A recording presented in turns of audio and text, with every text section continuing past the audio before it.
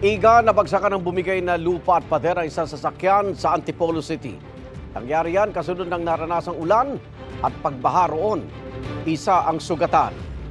May unang balita si EJ Gomez. Bunsod ng malakas na ulan na nagdulot ng pagbaha sa Antipolo City kahapon, gumuho ang lupa at bumigay ang pader na yan sa isang subdivision sa Barangay Dalig. Nabagsakan ng isang kotse. Sakay ng kotse ang lalaking driver, kanyang asawa at 1 taong gulang nilang anak. Pauwi na raw sila sa bahay na ilang metro lang ang layo sa pinangyarihan ng insidente. Sobrang lakas ng ulan, halos zero visibility. Nagulat na lang ako, biglang may bumagsak, yung pala'y pader na.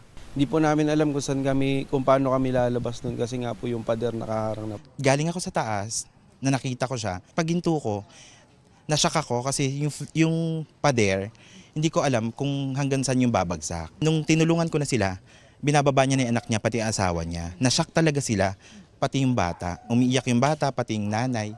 Ayon sa driver, naipit ang babaeng sakay ng kotse. Isinugod siya sa ospital at ngayon ay nagpapagaling pa. Abot sa 1 oras ang itinagal ng malakas na ulan kahapon ayon sa barangay. Malakas ang agos ng tubig sa pababang kalsada. Yung intensity ng rainfall, sobrang lakas talaga. Grabe.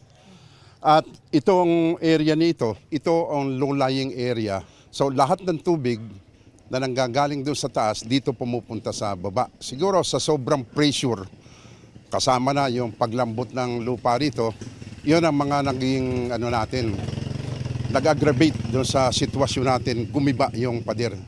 Ganito yung sitwasyon ngayon dito sa lugar matapos ang pagguho ng lupa at pader. Nasa 20 meters ang haba niyan at 10 talampakan ang taas. May pangamba ngayon sa mga residente sa peligrong hatid ng nangyaring insidente. Ilang bahagi ng pader ang tila bibigay na rin. Nakipag-ugnayan na raw ang barangay sa subdivision at lokal na pamahalaan para sa pagsasaayos ng nasirang pader. Lalagyan ng mas masinsin na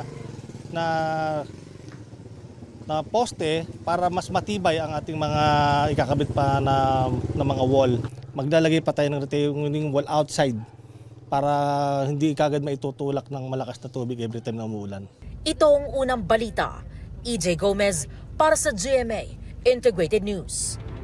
Igan, mauna ka sa mga balita, mag-subscribe na sa GMA Integrated News sa YouTube para sa iba't ibang ulat sa ating bansa.